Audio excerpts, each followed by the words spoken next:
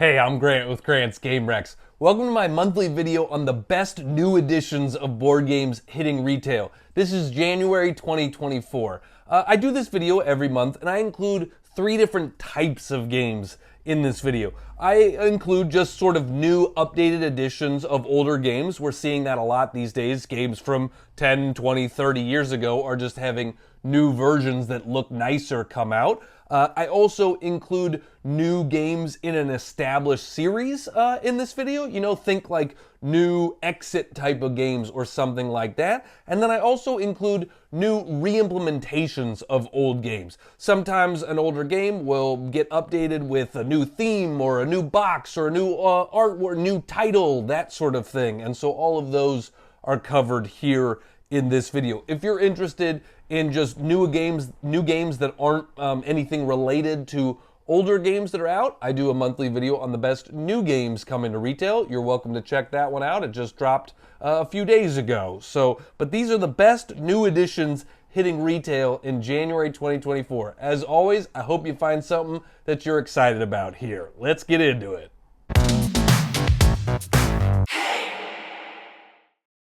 Asmodee is releasing a new edition of El Grande. El Grande is one of the games that started the kickoff of sort of the modern board game hobby. It came out in 1995, won the Spiel des Jahres in 1996, so it's almost 30 years old now, which is pretty wild. This is a much beloved game. It's in the top 100 of all time on BGG, so you know a lot of people have played it and loved it. It is a medium weight Euro game with area control aspect to it. It's sort of like the granddaddy of area control games. Plays 2 to 5 players in 60 to 120 minutes. Well, the new edition has new artwork to it. The cover looks a lot nicer than it used to, and it's not just the cover. There's updated artwork and graphic design throughout the game, and upgraded components and things like that, just giving it a fresh, more exciting feel. I mean, that's one of the big things, is that 30 years ago, board games didn't really put a lot into their art. They kind of just, I don't know, now that we have like hindsight, right, they kind of feel like they just slapped some stuff together and put it out there. But now, board game art is so good, right? I mean, and it's not only just the art is so good, like people know artists. We know the names of artists. We are seeking out specific art because it's just that good in board games these days. So I like that games from 20, 30 years ago are getting sort of the love that they deserve now with this new updated look and artwork to it. So El Grande, this new version, all the same mechanisms, but it does include 2 mini expansions that were not found in the original version. So there's a little bit of more content here, a little bit stuff to add some more replayability and to add some excitement. If you already have El Grande, that's going to be new for you here in this version. So yeah, that's exciting. Congrats, El Grande. You're getting it updated. Asmodee and Space Cowboys are releasing a new version of Unlock called Extraordinary Adventures. Unlock is a series of board games that are all detective style, sort of escape room style games. You're having to figure out puzzles. You're having to figure out where clues are and use those clues to unlock the mystery of the story. It's a medium to lighter medium weight game system. Plays 1 to 6 players. In each case, probably takes around an hour, something like that. Almost all of the unlocks come with 3 different scenarios, 3 different cases in them to solve, and this is no exception. There's the restart case. Enter a 90s video game to rescue the royal couple and restore peace to their pixelated kingdom. There is Hollywood Confidential. Your boss, Jack Marlowe, PI, has been abducted. Lead an investigation behind the scenes in Hollywood to crack the case. And WAF's Odyssey, a signal from a distant planet suggests you may find some strange life forms there. Land your rocket on this unexplored world to unravel its mysteries. All of the cases come with different difficulty levels. Usually in in each box. There's like a easier, a medium, and a harder case to figure out. So if you like escape rooms, if you want an escape room for your table, this is a great one right here, and it is cooperative. Try to figure it out together. Asmodee and Lookout Games are releasing High Season Grand Hotel Roll and Write. This is re-implementing the game Grand Austria Hotel. Grand Austria Hotel is also a game that is in the top 100 on BGG, and we're seeing this a lot these days where big popular tabletop games are getting a roll and write version of them. And so that's what this is. This is a roll and write version of Grand Austria Hotel. Plays 2 to 4 players, 45 to 90 minutes, and it is a solidly medium weight game. So you're doing a lot of the same things that you did in Grande Austria Hotel. You're preparing rooms, you're accommodating guests, you're making personnel decisions. You are courting the favor of the emperor, all while managing your money and trying to avoid loans. So if you're a fan of crunchier roll and writes, more strategic, heavier roll and write games, this might be one for you. Or if you've always liked Grand Austria Hotel and you want like a smaller version of the game that doesn't take up as much table space, High Season might be for you for that reason. So yeah, re-implementing, why can I not say that word? Re-implementing Grand Austria Hotel with High Season. Colossal Games is releasing Ancient Terrible Things Reawakened. This is essentially the 3rd edition of the Ancient Terrible Things game. In Ancient Terrible Things, it's a horror tabletop game for 1 to 4 players. Plays in 40 to 120 minutes, and it is that lighter medium weight category. And in the game, you're playing as an adventurer, an explorer, exploring a dark jungle river for secrets. Every turn you are going to travel to a location and face an encounter there, and you're trying to have collected the most dark secrets by the end of the game. This 3rd edition says that it incorporates edited and revised content from all previous iterations and expansions of the game.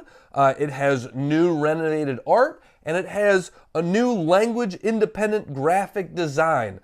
Describes it as the single definitive edition of Ancient Terrible Things. So, you know, if you have editions 1 or 2, throw them out, because this is the definitive edition. Those are just scrubs. You don't want scrub editions. You want the definitive edition, you know? If you like horror, if you like exploration, check out Ancient Terrible Things. R&R Games is releasing a new edition of Time's Up. This is Time's Up Family Edition.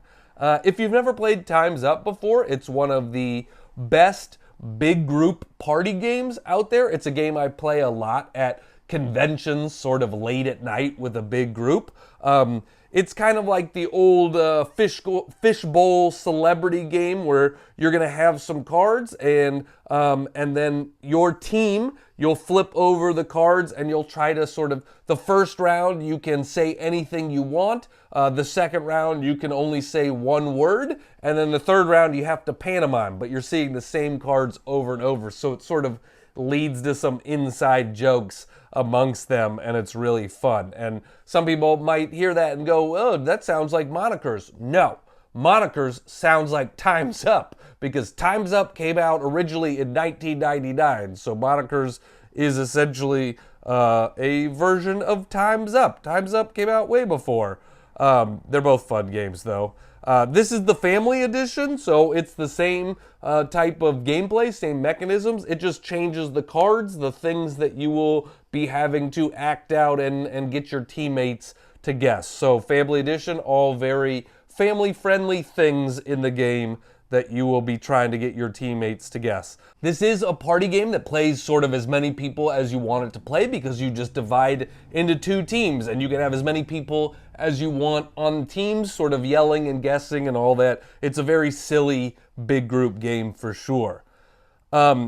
Pegasus Spiele is releasing MicroMacro Crime City Showdown. This is the 4th box of the MicroMacro game. This is a really fun, cooperative, detective-style game. It's like Where's Waldo, the board game. You'll have this big map, and the map has all these different characters and buildings on it, and the game comes with multiple different cases, and so you're having to sort of look around the board finding clues, and it's like a real-time thing. You'll see this character over there, and then you'll see him over here, and then you'll see him up there, and you're trying to sort of piece together the mystery. And it's a, it's a lightweight game. They say plays 1 to 4 players. You can pretty much play this with however many people you want, but I do prefer it at lower player counts because there's not as many people crowding around the map trying to see stuff. This, like I said, is the fourth. It's the 4th edition of MicroMacro. Each one of those has a different map and different cases. So this game is coming with 16 standalone cases. You don't have to have played the other MicroMacros to enjoy this one, but it's its own cases, its own fun challenges here. So if you're a fan of MicroMacro and you've played through all the content in the other 3 versions of it, you have a 4th one and new cases to explore here in MicroMacro Crime City Showdown. Those are all the new additions and stuff I have this month. There wasn't a lot in the way of new additions coming out in January, so oftentimes I do this video. I'll do a separate new additions video and a separate expansions video, but this month in January I'm going to combine the two since there aren't a lot in either of those categories. I only have 6 expansions to talk about here, so I'm just going to fold it into this same video. If all you were interested in was new additions, then you can stop the video now. But if you want some new expansion stuff, there's a few exciting expansions that are coming out this month as well. So Asmodee and Pandasaurus Games are releasing Sea Salt and Paper Extra Salt.